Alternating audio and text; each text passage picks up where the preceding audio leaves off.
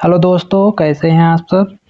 आज हमारी इतिहास का 5वां लेक्चर है जिसमें हम आज पढ़ेंगे यात्रियों के नज़रिए, जो हमारे इतिहास के भाग 2 का पहला चैप्टर है।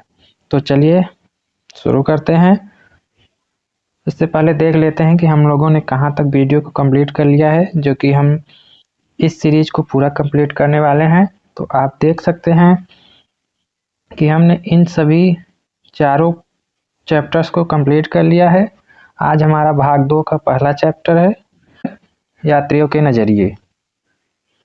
तो चलिए एमसीक्यूज की तरफ बढ़ते हैं और देखते हैं आज हमारे वीडियो में, और देखते हैं आपके परीक्षा की दृष्टि से कौन कौन से क्वेश्चन महत्वपूर्ण हैं जो आपके परीक्षा में आ सकते हैं और आपको अच्छे अंक प्राप्त करा सकते हैं। तो चलिए आगे बढ़ते हैं और शुरू करते हैं अपने वीडियोस को। तो प्रश्न संख्या 1, बर्नियर का काल बताइए। तो यहाँ पर ऑप्शन दिया हुआ है। ऑप्शन आ 17वीं शताब्दी, ब 14वीं शताब्दी, स 12वीं शताब्दी, द कोई नहीं। तो इस प्रश्न का सही उत्तर है ऑप्शन अ 17वीं शताब्दी। प्रश्न संख्या 2, उज्बेकिस्तान से कौन सा यात्री भारत आया। Ibn Battuta, Bernier, Alberuni, Hasan Nizami. तो इस प्रश्न का सही उत्तर है ऑप्शन स अलबरूनी। अलबरूनी उज्बेकिस्तान से भारत आया था। प्रश्न संख्या 3, इब्न बतूता किस सदी में भारत आया। ऑप्शन दिया हुआ है 14वीं शताब्दी, 12वीं शताब्दी, 17वीं शताब्दी या 10वीं शताब्दी। तो इस प्रश्न का सही उत्तर है ऑप्शन अ 14वीं शताब्दी। प्रश्न संख्या 4, मोहम्मद बिन तुगलक कौन से यात्री से सबसे अधिक प्रभावित हुआ। ऑप्शन दिया हुआ है इब्न बतूता, बर्नियर, अलबरूनी, इन तीनों से। तो इस प्रश्न का सही उत्तर है ऑप्शन अ Ibn Battuta. Mohammad bin Tughlaq Ibn Battuta से अत्यधिक प्रभावित हुआ था। प्रश्न संख्या 5, अलबरूनी ने किस पुस्तक की रचना की। किताबुल अल हिंद, तहकीक ए हिंद, रहला। तो इस प्रश्न का सही उत्तर है ऑप्शन स तहकीक ए हिंद। प्रश्न संख्या 6, अलबरूनी को निम्न में से किस भाषा का ज्ञान था। ऑप्शन दिया हुआ है फारसी, संस्कृत, हिब्रू, इनमें से सभी। तो इस प्रश्न का सही उत्तर है ऑप्शन द इनमें से सभी। अलबरूनी को फारसी, संस्कृत और हिब्रू तीनों भाषाओं का ज्ञान था। प्रश्न संख्या 7, रिहला नाम से प्रसिद्ध यात्रा वृत्तांत की रचना किसने की। ऑप्शन दिया हुआ है Ibn Battuta, Abdul Razzaq, Francois Bernier, Abul Fazl. तो इस प्रश्न का सही उत्तर है ऑप्शन अ इब्न बतूता।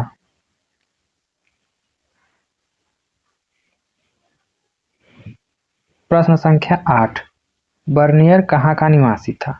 ऑप्शन दिया हुआ है फ्रांस, पुर्तगाल, इटली, जर्मनी। तो इस प्रश्न का सही उत्तर है ऑप्शन अ फ्रांस। बर्नियर फ्रांस का निवासी था। प्रश्न संख्या 9, किताब उल हिंद के लेखक थे Mohammad bin Tughlaq, Barbosa, Ibn Battuta, Alberuni. तो इस प्रश्न का सही उत्तर है ऑप्शन द अलबरूनी।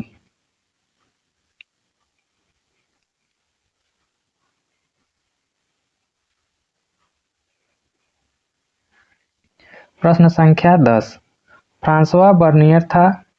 ऑप्शन दिया हुआ है यहाँ पर चिकित्सक, राजनीतिक दार्शनिक, इतिहासकार, इनमें से सभी। तो इस प्रश्न का सही उत्तर है ऑप्शन द इनमें से सभी। फ्रांसवा बर्नियर चिकित्सक भी था, दार्शनिक भी था और इतिहासकार भी था। प्रश्न संख्या 11, अल-बरूनी ने तारीख-ए-हिंद किस भाषा में लिखी थी? ऑप्शन दिया हुआ है अरबी, उर्दू, फारसी, तुर्की। तो इस प्रश्न का सही उत्तर है ऑप्शन अ, अरबी। प्रश्न संख्या 12, चीन के विषय में इब्न बतूता की तुलना किस यात्री से की जा सकती है? Option Sikandar, Marco Polo, Bernier, किसी से नहीं। तो इस प्रश्न का सही उत्तर है ऑप्शन ब, मार्को पोलो।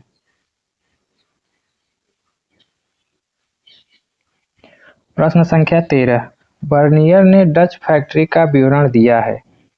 ऑप्शन दिया हुआ है बनारस, आगरा, केरल, मद्रास।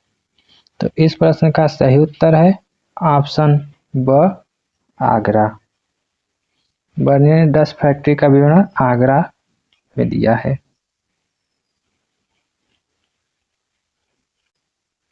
प्रश्न संख्या 14, किस यात्री ने पुस्तकीय ज्ञान की अपेक्षा यात्राओं को अधिक महत्व दिया है?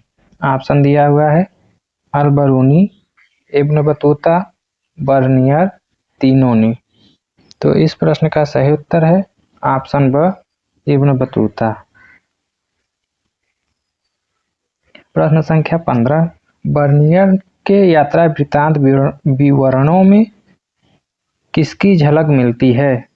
ऑप्शन दिया हुआ है विरोधाभासों की, भौतिक गुणों की, राजनीतिक अस्थिरता की, उपरोक्त में से कोई नहीं। तो इस प्रश्न का सही उत्तर है ऑप्शन अ, विरोधाभासों की। बर्नियर की यात्रा वृत्तांत विवरणों में विरोधाभासों की झलक मिलती है। प्रश्न संख्या 16, बर्नियर कितने वर्षों तक भारत में इतिहासकार, वैज्ञानिक, चिकित्सक एवं राजनीतिज्ञ के रूप में रहा है? तो इसके ऑप्शन दिए हुए हैं 12 वर्षों तक, 14 वर्षों तक, 10 वर्षों तक, 16 वर्षों तक। तो इस प्रश्न का सही उत्तर है ऑप्शन अ, 12 वर्षों तक। जैसा कि हम पहले भी पढ़ चुके हैं कि बर्नियर इतिहासकार, वैज्ञानिक, चिकित्सक और राजनीतिज्ञ चारों था। प्रश्न संख्या 17, बर्नियर ने मुगलकालीन शहरों को क्या कहा है? ऑप्शन दिया हुआ है किला, दुर्ग, प्राचीर, सिविट नगर। तो इस प्रश्न का सही उत्तर है ऑप्शन द, सिविट नगर।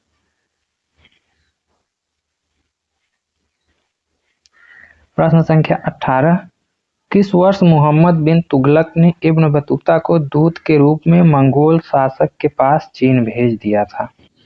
तो ऑप्शन है ऑप्शन अ 1335 ईस्वी में, ब 1342 ईस्वी में, स 1305 ईस्वी में, द 1365 ईस्वी में।